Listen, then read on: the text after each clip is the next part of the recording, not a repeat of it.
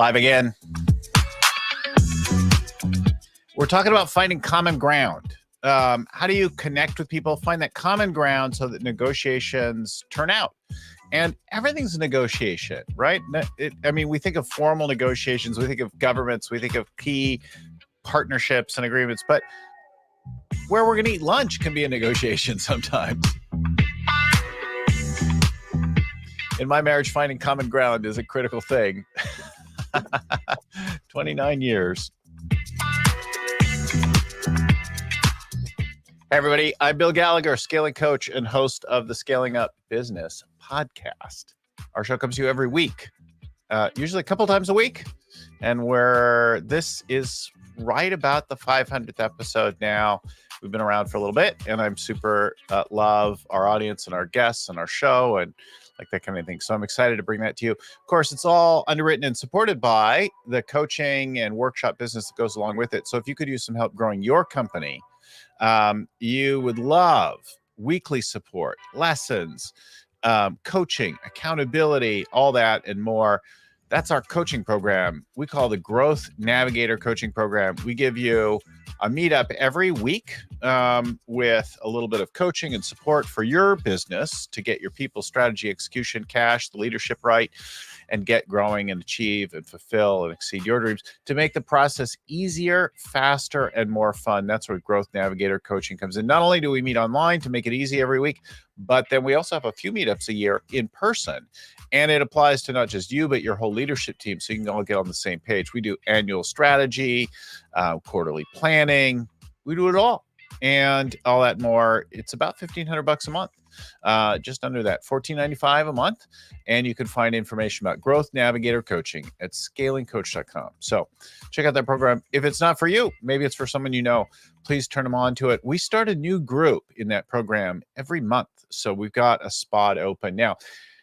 Getting one of the spots and finding a group that's a fit for you is another matter. So apply to the program and we'll see if it's right. You want to be at least $1 million in sales and 10 or more people in the company. Scalingcoach.com is where you'll find information about Growth Navigator Coaching. All right, now I'm joined now by Keld Jensen, who is down in Laguna Niguel today. And Keld has a book coming out. Is it out now or is it coming out? It's out. It's out. It's out. Negotiation Essentials, tools you need to find common ground and walk away a winner. So, that's the thing. And, it's funny, as I came into the studio to record today, Keld was talking to a producer in the back, Wanda, about her upcoming plans and finding that common ground with her about common interests and background and that kind of thing. And it was just natural and effort. It's the water he swims in, the air he breathes. So thanks for joining us on the show today. Thank you so much, Bill. Thank you for having me. Yeah. So that sounds like a real Laguna Niguel accent. Well, I'm not from here originally. Where are you from originally? I'm from Denmark originally, and I only lived in California for about two and a half years now. Before that, I lived in Scottsdale, Arizona for about 12 years. So, yeah. Yeah. So you're enjoying that. Both places are a lot warmer and sunnier than Denmark. Quite a lot. That's one of the many reasons I'm here. Well, it's awesome. So talk to us about the life that led you to write this book. Yes, great question. If we step back many years, back to the 90s, I was actually a head of a technology company back then in Stockholm in Sweden. And I thought I was a great negotiator because when you are a CEO and heading a company, you often think that you must be automatically great at negotiation. And what happened then was my former partner, who's unfortunately is not among us anymore, he came into the company to coach us on negotiation. And in less than 2 hours, Bill, he moved me from unconsciously incompetent into consciously incompetent in the skill and art of negotiation. I suddenly realized that I was terrible at it, even though I was negotiating all the time, left and right, up and down. So that made me suddenly realize back then that, my God, there's so many people out there who really are unconsciously incompetent, and we need to improve the way we negotiate. And you're absolutely right in your intro. A lot of people, when you ask them, what is negotiation? They're saying, well, it's something that business people are doing in conference rooms, or it's something that people in politics are doing. And yes, it is, but it's something we all do all the time. I mean, if you have Yeah. kids, you negotiate. If you're married, you negotiate. If you have clients, you negotiate. If you have a bank, you negotiate. If you buy a car, you negotiate. If you breathe, you negotiate because you're negotiating with yourself.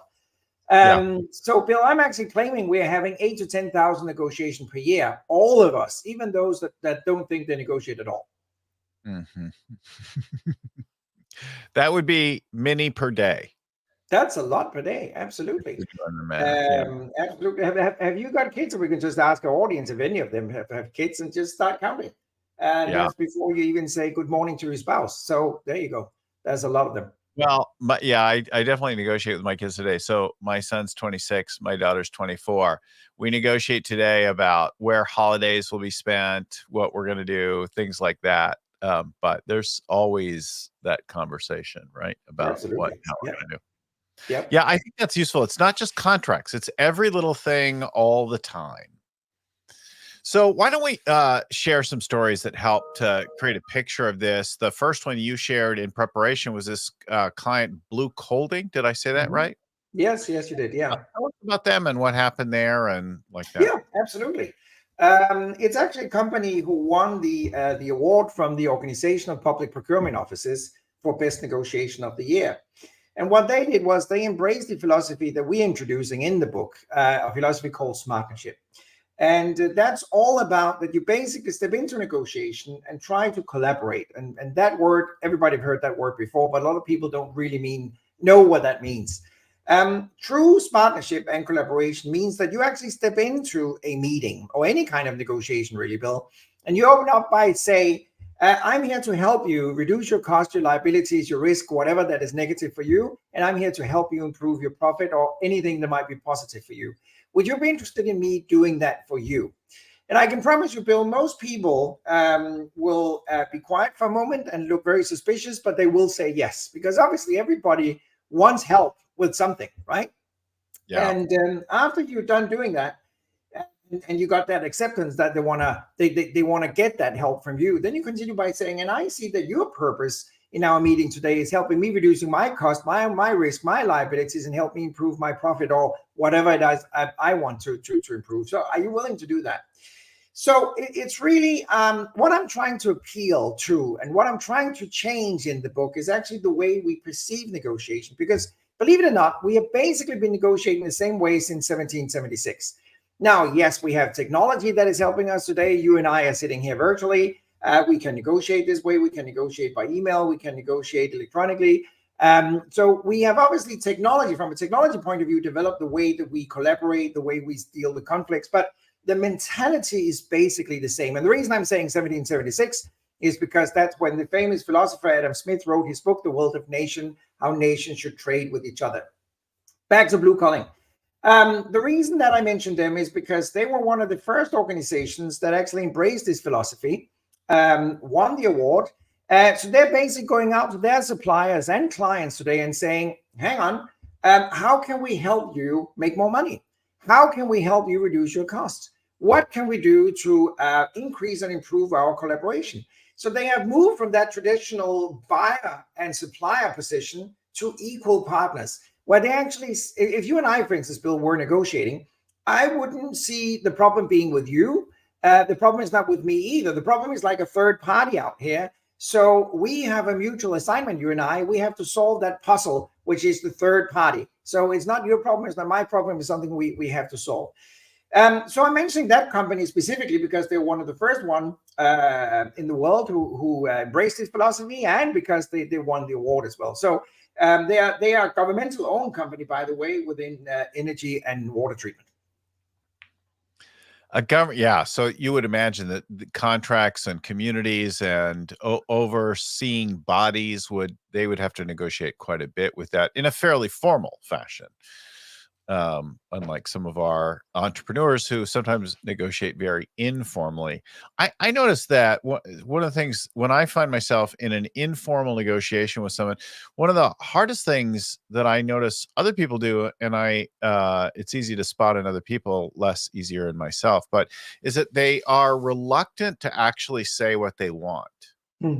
It's like they seem afraid to actually say it. Like maybe they'll ask for too little or or I don't know, like, hey, what do you want? Like, tell me. Mm. Like, let's see if we Mm. can work it out. Sure. No, you're Like, absolutely right. oh, I don't know. Let me think about that. Um, yeah. No, and I think, to be honest, I think that's a challenge for a lot of people. We did a study where we were out interviewing 7,000 people. Most of them were what I would consider professional negotiators. That means part of the paycheck they got to negotiate, right? So if you are Mhm, getting mhm. part of your paycheck to negotiate, you are automatically defined as a professional negotiator. And what was a little bit surprising and scary to me, Bill, was that 42% of them admitted to dislike negotiation. They actually didn't like to do it. And I think Yeah. we can all agree that we have a tendency as human beings to be better at something we truly like. I think that's the case, isn't it? If we don't like something, there's a tendency that we're never really getting good at it. And that goes with negotiation as well. And it strikes me also when I've asked students and clients around the world if they like or dislike negotiation, I get an enormous amount of people admitting they actually don't like to negotiate, or they don't like the perception of what they think is negotiation. Because unfortunately, Bill, a lot of people think that negotiation is a confrontation, is a conflict. It's about a zero-sum game where you win at my expense, or I win at your expense. And that's back to what I'm saying. It's really about changing the perception of what we think negotiation is all about. And I would say, in general, Hollywood have had a bad influence on negotiation, because obviously they're portraying negotiation in hundreds and hundreds of movies. And they have a tendency of portraying negotiation in obviously an entertaining form, right? Because they have to. But negotiation is not necessarily a game which is identically to the way it is shown in a Hollywood movie, right? So we really have to take a step back and start rethinking what could negotiation be, instead of this kind of what I would call old school zero-sum positional game. Yeah. Yeah. Well, it is entertaining, right? To watch adversarial people and people trying to trick each other and that kind of thing. And watching people, politely find nice ways and where they can agree on things doesn't make very interesting TV or movie. No, you're absolutely right about that. Yes. No, we have to trick you and then maybe shoot somebody on your side. Yes. Yes. That'll be entertaining. So why don't we take it into another realm? You shared about a client who discovered some empathy by dealing with somebody who had a cancer in the family. Tell us Yes. about. Oh, absolutely. Obviously, it's a sad story, but it really proves that empathy is important. And what I claim is that all business is human. And what I mean by that is that, when I'm reading Washington Post or Financial Times or what have you, and it says that company A did a deal with company B, I'm always thinking, and I apologize for my language, but what a load of BS, because that never happened. What happened was that Maria on one side of the table made an agreement with Mark on the other side of the table. And if Mark had been replaced by Peter, perhaps that deal never happened, because it's down to people. So we have to understand that it's an emotional process. And the famous Daniel Kahneman, I'm sure some of our listeners today here know who he is. He is a Nobel Prize winning professor who is actually called the father of behavioral economics. And behavioral economics, very briefly, is the marriage between traditional psychology and very conservative economical thinking. And what he's basically claiming is that we are all irrational. So it's a very emotional process. And I find that to be absolutely true. Back to my story. Empathy is a huge thing in negotiation. And by empathy, it's really understanding the counterpart, truly understanding the counterpart, not just assuming that you understand the counterpart.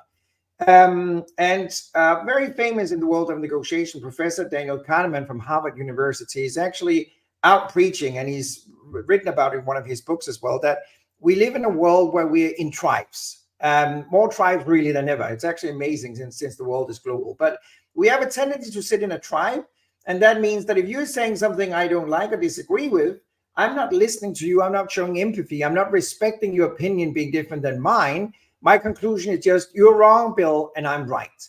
So what he claims, Dr. Superior, is that our listening skill has actually gone worse.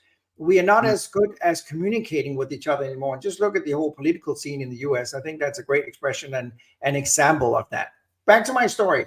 I had a client that was negotiating with a counterpart. They've been negotiating for a long time. They actually knew each other very well, and they had a mutual, well-working relationship, I would say. And suddenly my client identified that the counterpart was kind of out of it. He wasn't focused anymore. He wasn't concentrated. And he kind of lost track of everything that was happening. So my client was sitting there thinking, I can close this deal now and I can make a fortune. But something is off, because normally my counterpart is really intelligent and really sharp. So something is completely off. So instead of closing a deal and making that fortune, he reached out to his counterpart and said, tell me, is anything going on? Because I feel you're different. And then his counterpart actually broke into tears and started saying that his wife has caught cancer and was treated, and he felt awful about it. So what my client did was he said, you know what, we're going to postpone this whole negotiation until you're back on track. And, I'm not going to abuse this moment to sign any deal and make an additional buck. And you know what happened afterward? This is about 10 years ago. He got a lifelong loyal partner. I can tell you that. He never had a counterpart that's been more loyal, because he just showed right there an enormous amount of empathy. He showed that you can trust him. And he showed that he's not abusing weakness from a counterpart.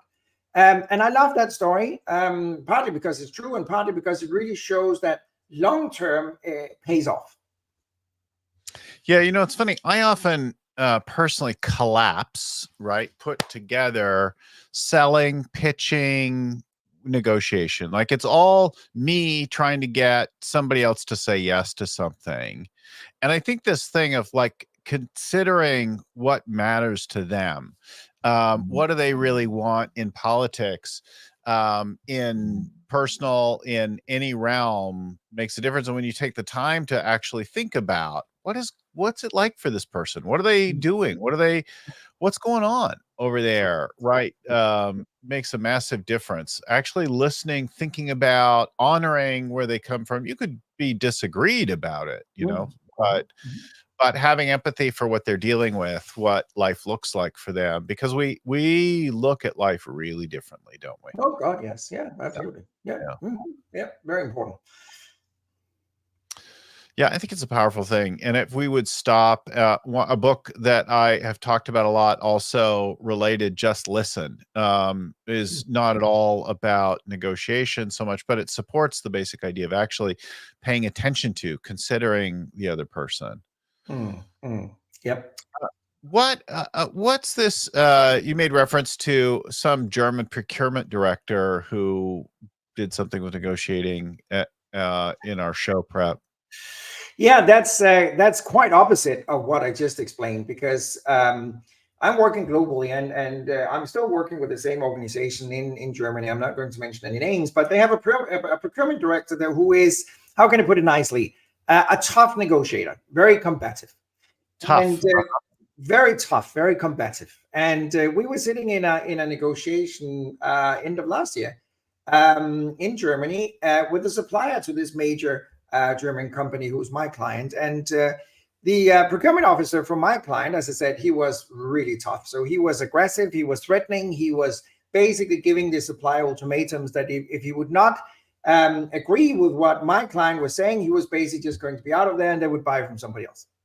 And the supplier finally accepted and just gave in. He was just a victim of that behavior from my client. So anyway, I'm a very curious individual, so I couldn't help myself. We walked outside, and my client was standing next to his car. So I walked over to him and I said, that behavior you had towards that supplier, how would you have felt if that behavior, that the supplier had that behavior towards you? And then the German procurement director looked at me and said, well, you know what? If he had that behavior, he would have been a really son of a bitch. And I said, oh, okay, that's interesting. So why would it be okay you had that behavior towards that counterpart then? And then he looked very confused at me and said, but I'm on the buy side. And then I got confused, because is there a rule in the world that buy side are allowed to treat somebody very nasty, but the supply side is not allowed to do that? And I don't think there's a rule like that. And, I'm actually a true believer in the golden rule. And the golden rule obviously actually exists in all religions in the world. Some people think it's only in the Bible and it's only if you're Christian, but whether you're Muslim or Hindu, Buddhist or Jew, whatever you are, you have the golden rule. And the golden rule translated means only do to others what you like others to do to you. And what is fascinating, Bill, we actually been studying this from a financial point of view and have found since 1998 that negotiators are human beings, because it doesn't have to be a commercial negotiation. But human beings who actually consciously or unconsciously follow the golden rule are more successful than those who don't. I repeat that. People who follow the golden rule are more successful than those who don't. So that means you should only ask for something, demand something, or request something from other people that you would be okay with, they would be asking from you. So today, Bill, I'm asking all my commercial clients, before we step into negotiation, would you be okay if the counterpart asked you that question or came up with that demand that you are bringing to the table right now? And if they say yes, I say, okay, go ahead. And if they say no, I would be very offended. And then I'll normally ask them, so why would you feel it's okay to go ahead and do that to the counterpart? Yeah, it's interesting. I think that there are unconscious rules that we have and that we play out, in particular about roles, right? You talked about which side of the table you're on. And I find a lot of times if I'm selling something or perceived as selling something, people will put on me like, and they'll expect me to keep hounding them and calling them all the time. And I'm like, I'm going to do that like twice, but I'm not going to keep bothering. If you're interested, you need to let me know. Like I'm not going to keep calling you forever. And sometimes I'll send out, or I'll send out, or I'll ask Wanda, I'll say, hey, just tell them we're not going to keep following up with them, and please let us know. And she's like, oh, we shouldn't talk that way. And I'm like, yeah, you should maybe tell them, listen, it seems like you're not interested. And that can be very powerful, because then they're like, no, it was just, I'm busy. And, Sure. I was counting on you to do something, because they have a rule that like, we're the seller, so we have to do we have to work really hard at this thing. No, it's like, we're trying to figure out if we can help each other, Right. Absolutely. Yeah, no, I've actually been in client cases where we have advised clients to try and be brave enough to fire clients. I mean, their clients, right? So simply sit down and look at all your clients, and then say, who of those clients don't I actually like? Who don't I want to work with? Who of them is giving me too much work and headaches? And who of them are basic, not profitable? And give them a call and fire them. And a lot of organizations are dreading firing a client, but quite often it makes sense. And we've even seen cases where an organization have called a client and said, you know what, unfortunately, we don't want to work with you anymore. Where that client turned around, completely apologized and said, oh, I'm so sorry, I didn't mean it that way, blah, blah, blah, blah, whatever.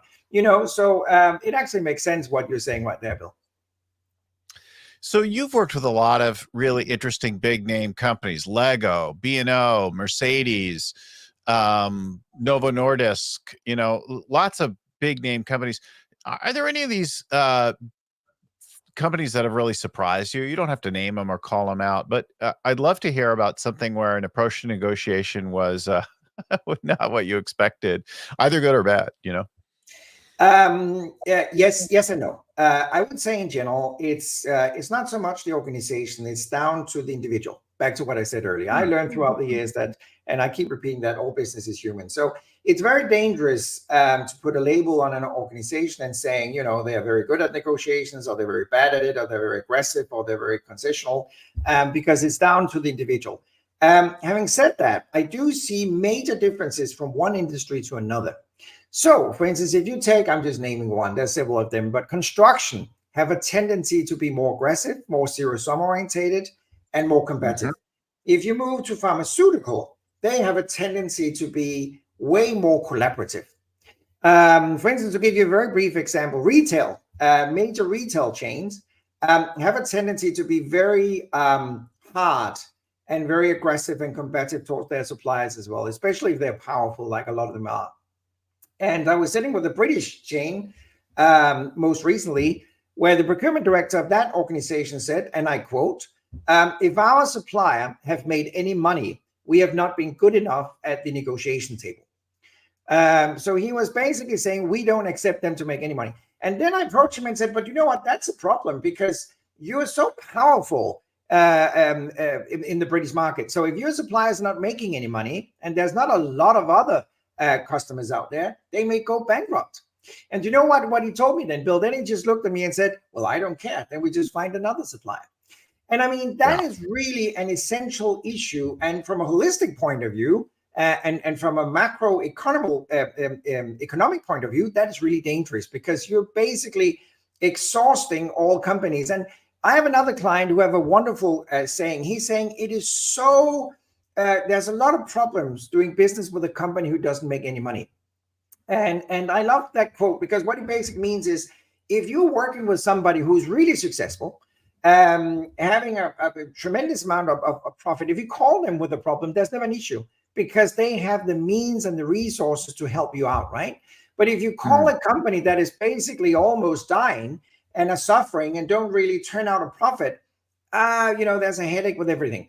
And the other problem with that supermarket chain's behavior is that, and I've seen that in other industries, if he keeps killing all suppliers, at the end of the day, he will end up with only one supplier in a certain area. And what do you think is going to happen then? Then there's a complete shift in power, right? Because now it's suddenly that supplier that got all the power because that supplier got monopoly. So it's interesting. Anyway, I'm just giving you an example about something that surprises me. And this is a behavior I see, for instance, in retail and construction. And as I said earlier, if you go into pharmaceutical, it's quite opposite, completely opposite. So when I tell this story, for instance, to a group of managers in the pharmaceutical, before you do pharmaceutical, let me just say I worked in the retail sector as a brand for a long time, and I do remember there were differences. One time, we were doing a new deal with Federated. We spent some time working on a test. It was going to be worth millions of dollars. And the initial things were going very, very difficult. And I thought, well, maybe I should just call and say how discouraged I was, because I thought this was the beginning of a partnership of some kind, right? I'm a supplier still, but there's some partnering in it to make it successful. And so I called up and I said, this is going really hard. And they're like, oh yeah, it happens. And I said, if we can't shift this, like, what's the future going to be? Like, maybe we shouldn't be in business together. And my buyer was shocked and offended that I would say such a thing. And then I hadn't really planned to, but I said, well, I guess that's it then. I guess we shouldn't go forward. And so I killed the test, which, enraged the salesperson because it was worth a lot of money. But they were just livid with me. And I'm like, wow. But then I went to, I remember I went to QVC, and we did a bit of business with QVC for a few years.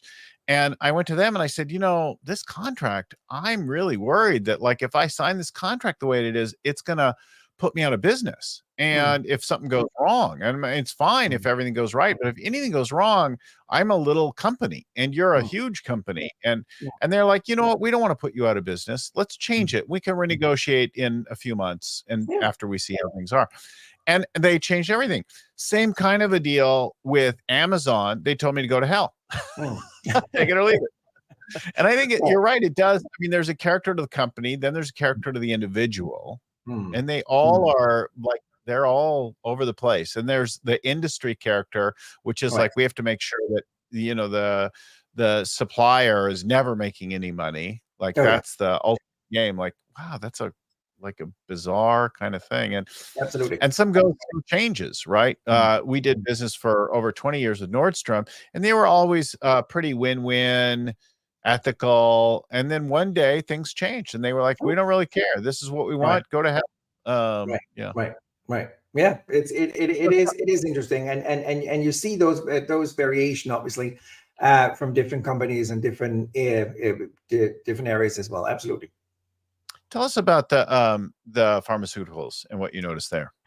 Oh yeah, back to that. Oh yeah, so if you take that extreme example I was just talking about in retail and construction, if you go to the pharmaceutical, it is quite opposite, and they are way more collaborative, just like the example you gave right there. And when I'm sharing story from the construction industry or retail into managers in pharmaceutical, they're very often just sitting there completely shocked. I even had a funny example a couple of years ago where there was a manager who said, I gave a story about what happens sometimes in those more combative areas, right? And there was a manager in a pharmaceutical company who was sitting there being absolutely quiet. And he said, but why didn't he call the police? He was so shocked, honestly, about that anybody could have that behavior. So he thought, we got to call authorities here because something is absolutely bad. I said, I'm pretty sure police couldn't help in that case. But it just gives you an example that there's a big difference. And the point of my story with the two extremes between construction, retail, and then into the other area is that when you look at the bottom line, what is interesting, I think we all know that pharmaceutical is really not doing anything unless they can produce 486% on the bottom line, right? And construction and retail, if they're having a really, really great year, they are turning out 2, 3, 4, 5, 6% on the bottom line. They might be doing revenues in the billions, right? But still, 3, 4, 5, 6% is not a lot. So I was curious about that, and I sat down a few years ago and studied it. And it's very, very clear to me that industries that are more collaborative have a higher profit than industries that are more zero-sum positional. Now, I have a question now, and I'm sorry I can't answer it myself, Bill, but is that chicken or the egg? What came first? Are you more collaborative because you make a lot of money, or are you making a lot of money because you are collaborative? And the other question obviously would be, are you not making any money because you're more zero-sum orientated, or are you more zero-sum orientated because you don't make any money? I don't have the scientific answer to that question, but it's absolutely clear to me that there is a huge difference. That's really interesting. I wonder what that's all about and what the causal relationship is. Yeah, it'd be very interesting to see somebody that would make a good follow-on book for you. It is, and it might be as well. I think if I should explain it again, I haven't researched it, but if you are profitable, if you are making a lot of money, perhaps you think you can afford being more collaborative, and thereby you even increase your profit. On the other hand, if you are really squeezed, you may think that you can afford being collaborative, and a zero-sum approach is the right way forward. Who knows? That's just me thinking out loud. You know, my dad taught me something that you sort of speak to early on, and he said, see if you can like be the first one to propose the process rather than trying to negotiate something. Try to lay out the process. And then I had a mentor later who said, try to propose the formula for which the mechanics of the deal, the business get worked out. And I realized when I remember to do it, if remembering to do a thing is half the battle. When I remember to propose the process and the formula to lay that out, like the whole thing goes a lot easier than if we're all just feeling around in the dark trying to figure something out. And you talk about negotiate, and laying out that process. Say a little bit about that. Yes. Think about negotiation this way. Again, regardless whether you're negotiating with your spouse or your kids or your boss or your supplier, whoever, you may perceive negotiation like playing chess, right? So imagine, Bill, you and I are going to negotiate about something, and you're sitting in a room preparing your chessboard and having the pieces on the chessboard, and I walk into the room with a racket because I see negotiation like playing tennis. So I'm coming into this room, swinging my racket around in the air because I'm ready to play tennis, and you're sitting there prepared to play chess. It sounds crazy, but that's reality. That's how a lot of people start negotiating. Because, United Nations or the White House or anybody have never, ever declared an international standard on how to negotiate. So there isn't any standard. Your way could be right. My way could be right. But the fun part is it may not necessarily be the same approach to how we negotiate. So one of the things that we've been talking about for years, and I'm addressing in the book, is that we need to negotiate on how to negotiate before we start negotiating. And I know that for some people, that sounds absolutely crazy. But it is, I promise you, because we tried it out in real life for years, it is worthwhile investing that time discussing how we're going to negotiate before we start doing it. Because we simply eliminate a lot of the confusion, misunderstanding, and, communication is a huge part of negotiation as well. So if we improve communication, we naturally improve negotiation and the outcome of negotiation as well. So one of the things that, for instance, I talk about in the book as well is what I call trust currency. And it's obviously just a two-word, trust and currency, that I've merged. And the reason for that is that trust is such an important part of being financially successful as well. We really can prove that if trust is high, transaction cost goes down and profit goes up. So trust is a tangible asset. It's actually monetary value. And I'm talking about that back to the rules of the game that we negotiate on how to negotiate, because we should talk about trust as well as part of how we should negotiate. And a lot of people come to me and said, hang on, we can't talk about trust. That's like a taboo thing. And I said, no, we should talk about it. What happens, Bill, if you and I are working together and trust is declining, should we be allowed to verbalize that? Absolutely. How can we, you and I together, increase our mutual trust? Because that is certainly in our interest that we increase the trust level we have in our deal. So I can all encourage everybody to sit down and think about how they negotiate and how the counterpart negotiate. And, just talk to a married couple. They may negotiate very differently. sit down and talk about how should we negotiate when we have a conflict. How do you perceive the conflict? How should we deal with that conflict? And talk about it, not when you are in the conflict, then it's a little bit too late, but before we actually end up there. So how do you see that? Because very often it helps a lot just having that pre-negotiation prior to the actual negotiation. Yeah, hold that thought one second. Let me just pause here and remind folks that if you're trying to get your company growing, or if you're dealing with overwhelm, those are the two biggest things that we deal with all the time. Trying to get the growth in, or trying to get some overwhelm out so that you can get back to and survive the growth that you're experiencing. Those are the two big problems, and we solve them on the regular. They take some time. It helps to have peers. It helps to have accountability. It helps to update your strategy, all of that, and that benefits from regular weekly attention. So all the things of scaling up, all the Gallup Strengths tools, that and more in our Growth Navigator coaching program. And that program is super, super affordable. It's $14.95 a month. You have to apply, and we make sure that you are the right size and place for it. And then we put you in a group with some other companies that, and an accountability coach and some things like that, so that you really can work through that over time together. Scalingcoach.com is where you'll find information about that.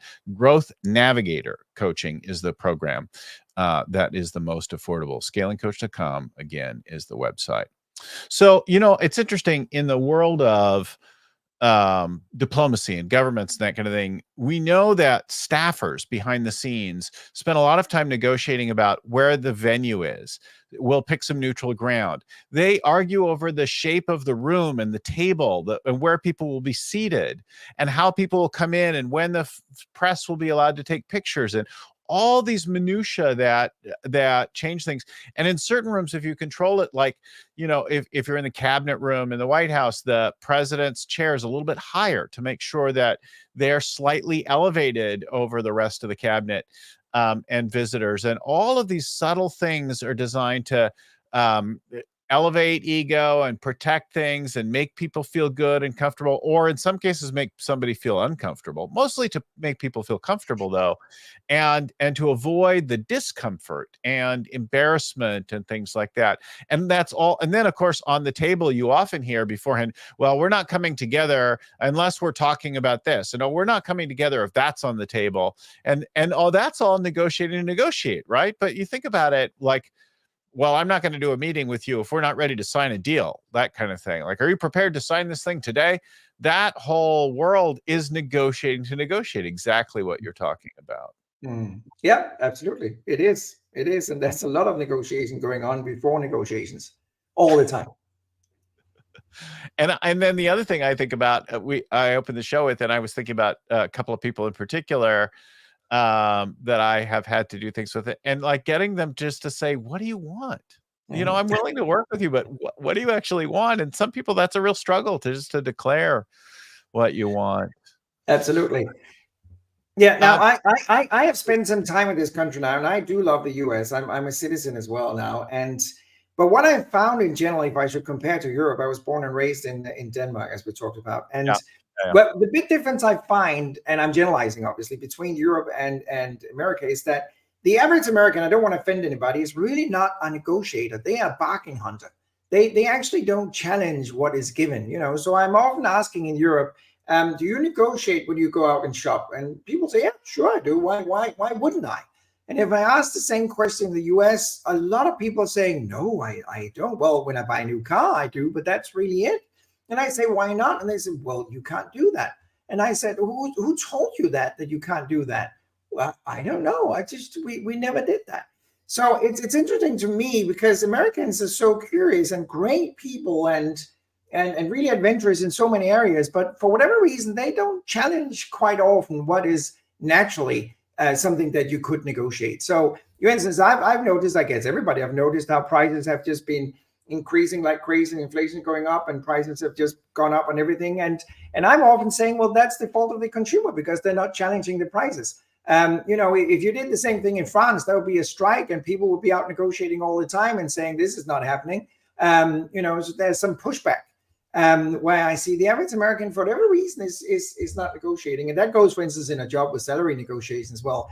I saw a study recently, Bill, where the majority of Americans, when they are being offered a salary increase, they just accept it. They don't even negotiate that. So let's say that you're my boss and you say, Kel, I'll give you 5% more next year. And I said, thank you so much, Bill. But why should I accept 5? If you gave me 5, why couldn't I get 10? Anyway, it's just about opening that box of why not negotiate life? Well, I think culture, right? There's company culture, there's regional culture, there's national cultures, ethnic cultures, and they have norms around these things, right? In first world, for the most part, we don't negotiate food and grocery. But in third world, you can negotiate the cost of fish in the market, right? Like you can negotiate anything, the cost of your potatoes. In a place like that, oh, that's too much. These are terrible tomatoes. Then why are you negotiating so much? And we come to think of that in some old world market, but we don't think of that in many other places. In a poorer country, we think of that more, but we do negotiate business to business services, products. We negotiate commodities on the regular. We negotiate stock prices. We negotiate company valuations. We negotiate to some degree certain kinds of financing. And that's all commonplace. We negotiate cars, but we don't negotiate our electric rates, right? Which I would really love to negotiate here in California. Yes, exactly. I would love to call them up and say, listen, I got a guy down the street who's going to sell me those kilowatts for a whole lot less. That's true. And then there's norms around where the negotiations begin and end. I remember as I started to do business in certain parts of Asia, realizing that when I thought we agreed and shook hands or signed a contract or a PO, that it was done, and it was in fact not done. And we would keep negotiating after what I perceived as the sale until money was exchanged. There was still negotiation happening. And the first time I encountered this, I was really offended. I was like insulted that like, now you're trying to cheat me because we've already agreed on something. And I've developed a little bit, maybe it's cynical from our perspective, but it's like, I don't know if that's a deal yet. Like they haven't sent me any money. So who knows if we're going to actually do something. Oh, yeah. No, you're absolutely right, Bill. And there's so many Americans that get surprised, especially when they go to Asia, because obviously the contract is king in this country, right? So if they go to Asia, sign the deal, and they go back home and thinking, okay, done deal.